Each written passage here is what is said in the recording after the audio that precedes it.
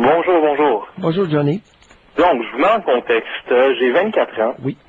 Et depuis plusieurs mois, j'ai quitté la résidence familiale. Oui. Parce que j'ai eu un père j'ai un père qui a été très répressif, très intimidant. Oui. Tant au niveau verbal qu'au niveau physique et tout ça. Mhm. Et aujourd'hui, je trouve que c'est très, très difficile pour moi d'éliminer ce schéma de pensée-là qu'on m'a tant imposé étant plus jeune. Mhm. Expliquez-vous, c'est intéressant. Donc, je m'explique. J'ai décidé d'aller à l'université. Oui. Je suis en appartement et tout ça. J'ai plusieurs rêves que j'aimerais faire éventuellement. Mhm. Mais étant donné qu'il y a tout le temps cette façon de penser qui consiste à me dire à moi-même qu'est-ce que les autres vont penser, j'ai tout le temps l'impression d'avoir des comptes à rendre, que ce soit à mes parents, mon entourage et tout ça. Mhm. J'essaie fortement d'éliminer tout ça, mais j'en suis incapable. On dirait que c'est un cercle vicieux qui recommence tout C'est le ça, temps. c'est un conditionnement. C'est Exact. une programmation mentale. Exact. Mais c'est Exact. fameux de faire ce constat-là à 24 ans, par exemple. Ben, c'est mieux qu'à 45. Oui. Oui, où tu fais ce constat, tu dis, je suis pas capable, là. Je suis pas capable d'avancer plus loin à cause de ça. Alors, la 24. première étape, c'est d'être conscient d'avoir été programmé à notre insu. Et ça, c'est une grosse étape que vous avez fait. Mais ça fait très longtemps que ça a été fait. Mhm. C'est bon. Ça fait très très longtemps. Oui. Par contre, le problème, c'est de passer au-dessus, passer à travers, passer à autre chose. Comment faire? Par où commencer? Vers quoi me diriger? Et, non, attendez, il faut continuer le processus de déprogrammation.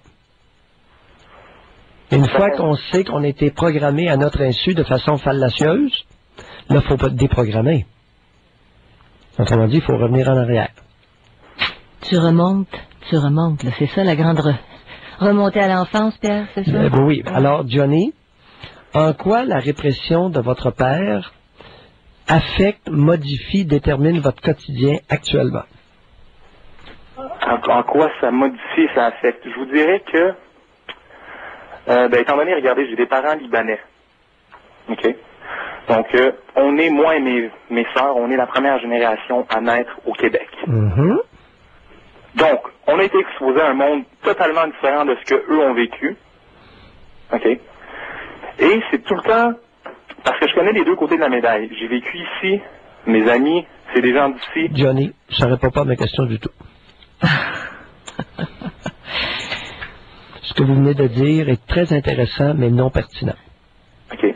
Faut vraiment remonter, là. Sans rien à voir, qui viennent du Liban, qui viennent des îles Mokhtouk, qui viennent d'Oufalaga, Maisonneuve, ça n'a pas d'importance. Ça peut lui présenter peut-être certaines difficultés, Non, non, Pierre, mais pas- c'est pas ça, du tout, pas du pas au niveau de la Rien. programmation. C'est Rien. ça. OK. Alors, vous avez été programmé, même si vous êtes Libanais d'origine, vous avez été programmé comme la vaste majorité des enfants nés au Québec, de parents nés au Québec depuis 10 générations. Alors, en quoi la répression de votre père affecte votre quotidien? Ben, je vous dirais que... Alors, vous comprenez, regardez, l'idée est la suivante. Vous êtes conscient d'avoir été programmé, mais vous n'êtes pas conscient des répercussions de cette programmation-là dans votre quotidien. Ah, mais je vous dirais, le plus gros facteur, c'est au niveau de l'estime personnelle. Lorsqu'on est constamment, qu'on se fait réprimander constamment, dire que ce qu'on fait est tout croche et tout ça, même si, présentement... Johnny, c'est trop vague. Ça manque de concrétude. Parce que, méfiez-vous, vous êtes un type brillant, un intello. Méfiez-vous de ça. Vous allez intellectualiser. C'est pas ça ma question. C'est concrètement. Donnez-moi là 25 exemples d'impact négatif qu'a eu la répression de votre père sur votre vie quotidienne. Je dirais un très important, puis je trouve ça malheureux, c'est au niveau mes capacités sociales. Mhm.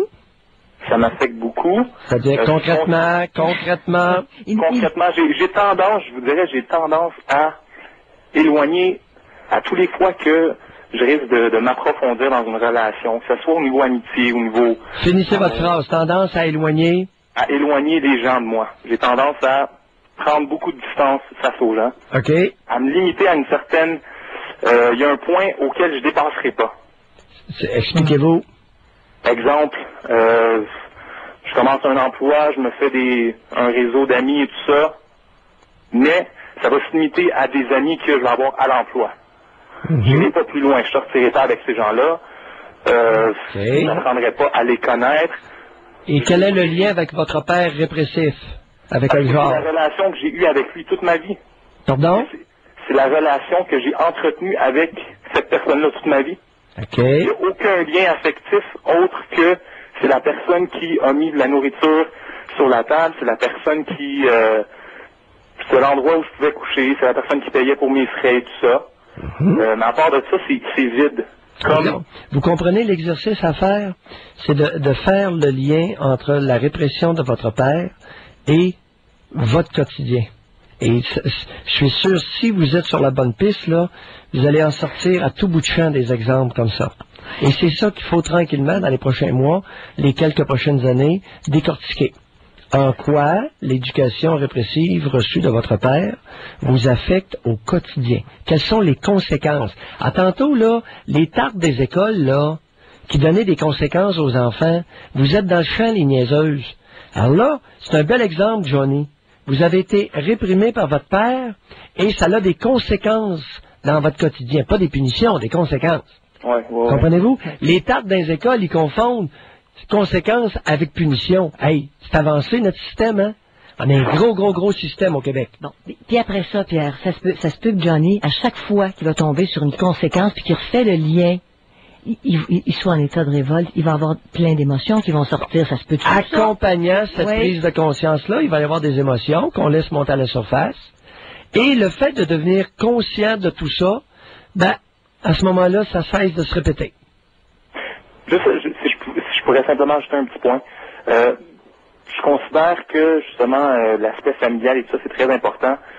Je veux pas nécessairement éliminer le contact entre moi et ma famille. Par contre, je réalise que... En avez-vous besoin financièrement? Aucunement besoin financièrement. Ah ouais? J'ai aucunement besoin, puis ça fait plusieurs années que j'ai pas besoin de personne financièrement. Ah ouais? Pas parce que je fais de l'argent, mais parce que je me débrouille. Oui. Vous êtes autonome. Exact. Okay. Sauf que je réalise, je constate que tous les fois que je me présente, exemple, chez mes parents pour aller... Ouais, Johnny, je vais vous annoncer une nouvelle, j'ignore si elle est bonne ou pas. Je n'ai aucune espèce d'idée de ce que sera votre relation avec votre famille une fois que le processus sera terminé ou avancé. Alors c'est une aventure, Pierre, dont on ne peut prévoir l'issue. Exact, très bien dit, Madame Janine. OK, Johnny? Johnny, bonne chance. Et je me fous de l'issue. Vous n'avez pas le choix, vous êtes obligé d'embarquer dans le processus, sinon vous êtes fait. OK? Bye.